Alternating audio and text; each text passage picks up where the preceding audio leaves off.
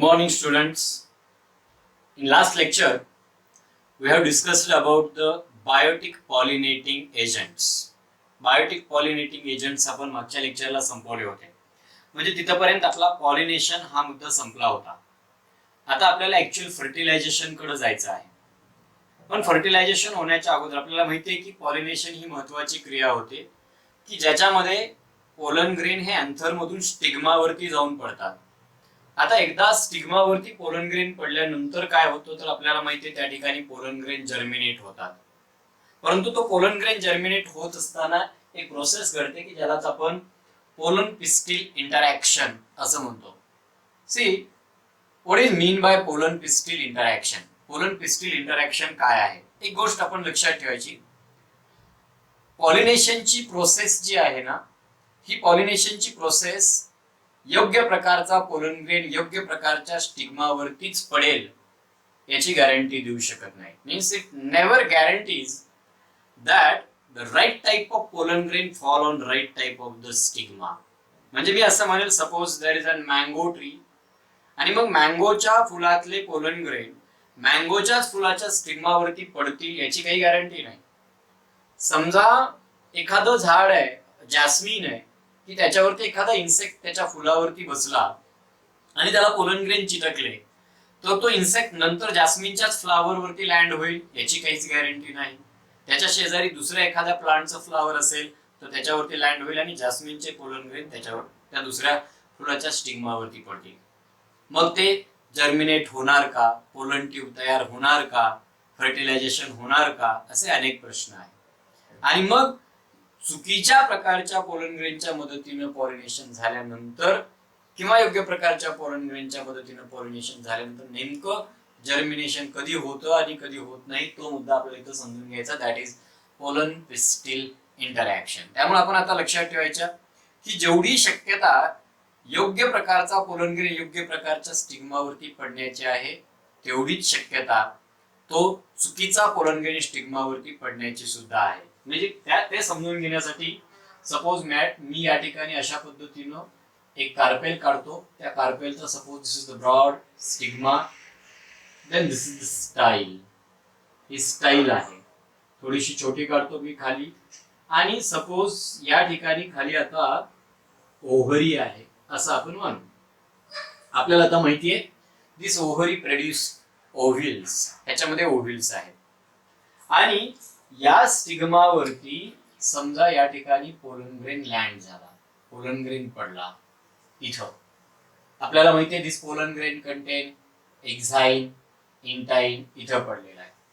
आता हा राईट टाइपचा असेल तर जर्मिनेट होईल, त्याच्यातून पोलन ट्यूब खाली वाढत येईल, ओव्हिल मध्ये जाईल आणि फर्टिलायझेशनची प्रोसेस होणार आहे. आणि हा रॉंग टाइपचा असेल तर ह्याचं जर्मिनेशनच होणार नाही. See what is mean by pollen pistil interaction नेमकं काय आहे? मी थोडक्यात असं म्हणतो, it is the process of identification of the pollen grain. ही पोलन ग्रेनला ओळखण्याची प्रक्रिया आहे. आणि आणखीन एक केलं होतं की तो योग्य प्रकारचा आहे का चुकीचा आहे हे ओळखणं आणि जर योग्य प्रकारचा असेल तर त्याला जर्मिनेट होण्यासाठी मदत करणं आणि जर रॉंग टाइपचा असेल तर त्याला जर्मिनेट न होऊ देण्याची ही प्रोसेस आहे. Identification and promotion or inhibition of the germination that come under the pollen pistil interaction. See what happens when the pollen grain land on the stigma. The surface of the stigma produce some substance which contains sugar and water.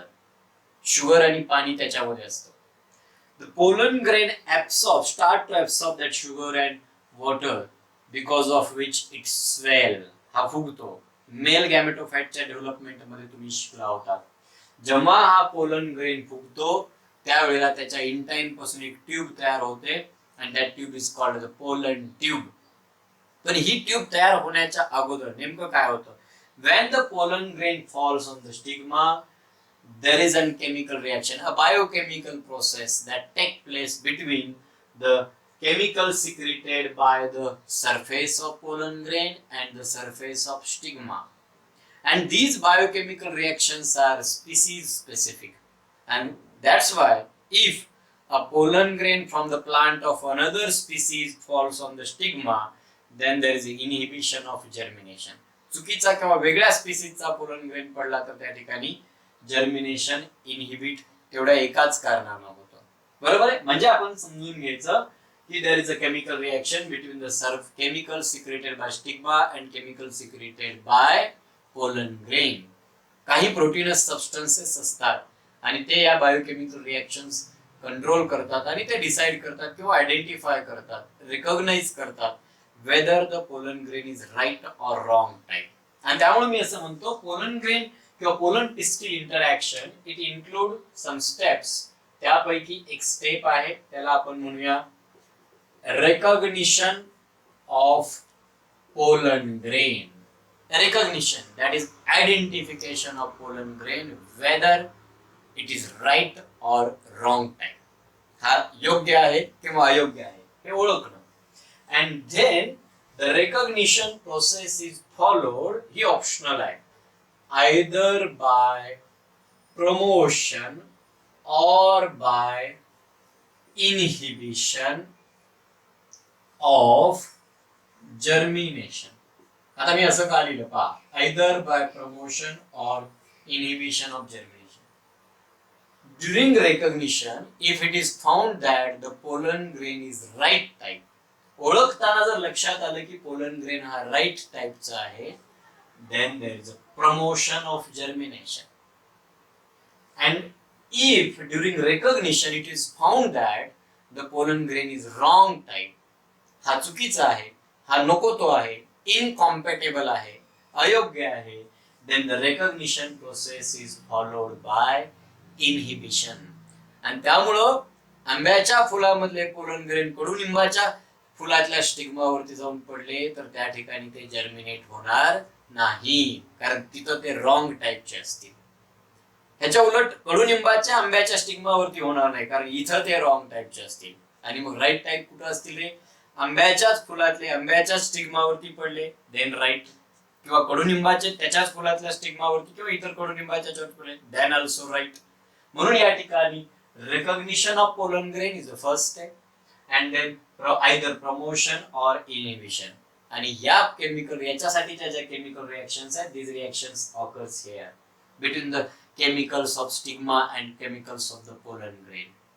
See what happens if it is found that the pollen grain is right type. काय होतं तर आपल्याला आता माहितीये की हा absorb करतो. Generally मी मागे एकदा सांगितलेलं मागच्या एका पॉइंट मध्ये पहा, in most of the angiosperm pollen grains are released in two celled stage. दोन पेशी असताना रिलीज केल्या जातात, त्यातली एक जनरेटिव्ह आणि दुसरी व्हेजिटेटिव्ह सेल. आणि मग आपल्याला माहितीये व्हेजिटेटिव्ह किंवा ट्यूब सेल पासून पोलन ट्यूब तयार होते and this tube then enters in the stigma, then it pass through the style. He style मधून पास होते की ज्याच्यामध्ये ट्यूब न्यूक्लियस आणि मागोमाग ही जनरेटिव्ह सेल येते. पुढे माहितीये जनरेटिव्ह सेल डिवाइड होते आणि दोन मेल गॅमेट्स तयार होतात. अगदी रेअरली 3 पेशीचे पोलन ग्रेन असतात की ज्याच्यामध्ये ऑलरेडी मेल गॅमेट्स आहेत. मग व्हेजिटेटिव्ह सेल पासून ट्यूब तयार होते आणि त्याच्यामध्ये मेल गॅमेट्स एंट्री करतात. आणि मग आपल्याला माहितीये ही जी पोलन ट्यूब आहे, दिस पोलन ट्यूब ग्रोज थ्रू दिस स्टाईल मधून वाढते and then it enter into the ovary. Ovary मध्ये अनेक ओव्ह्युल्स आहेत, आपल्याला माहिती आहे त्यांच्याभोवती इंटेग्युमेंट्स असतात. And then for fertilization this pollen tube enters into the ovule. ही आता ओव्ह्युल मध्ये एंट्री करते. कधी? जर हा पोलन ग्रेन राईट टाइपचा आहे हे लक्षात आलं तर. आणि जर रॉंग टाइपचा असेल then there is no germination, no tube formation, no entry into the ovule. एंट्रीच होऊ शकत नाही. आणि म्हणून फर्टिलायझेशन होण्या अगोदर ह्या पोलन पिस्टिल इंटरॅक्शन सुद्धा खूप महत्वाचे आहे. Once this pollen tube enters in ovule it break open to release male gametes and then the next step, very next step is the fertilization. आता मग आपल्याला नेमकं पोलन पिस्टिल इंटरॅक्शन कशाला म्हणायचं तर ह्याची व्याख्या मी सगळ्यात शेवटला ठेवली आहे. All those interactions which occurs or all those processes which occurs from the landing of pollen grain on stigma म्हणजे pollination up to the entry of pollen tube in ovule. All these processes are togetherly recognized as pollen pistil interaction. त्यामुळे मी दोन महत्त्वाच्या step या ठिकाणी सांगतो. The processes or the events which occurs between pollination and entry of pollen tube in ovule. These events are togetherly considered as pollen pistil interactions. यांना आपण pollen pistil interactions असं म्हणतो. आणि त्या इंटरॅक्शन मध्ये राईट टाईपचा पोलन ग्रेन होत असेल तर या सर्व प्रक्रिया घडतील, म्हणजेच पोलन ट्यूब तयार होईल आणि मग पुढे आपल्याला फर्टिलायझेशन झालेलं पाहायला मिळतं. अँजिओस्पर्म प्लांटमध्ये होणारं जे काही फर्टिलायझेशन आहे की ज्याला डबल फर्टिलायझेशन असं म्हटलं जातं. अगदी नेक्स्ट लेक्चरमध्येच मी ते डबल फर्टिलायझेशनची प्रोसेस एक्सप्लेन करणार आहे.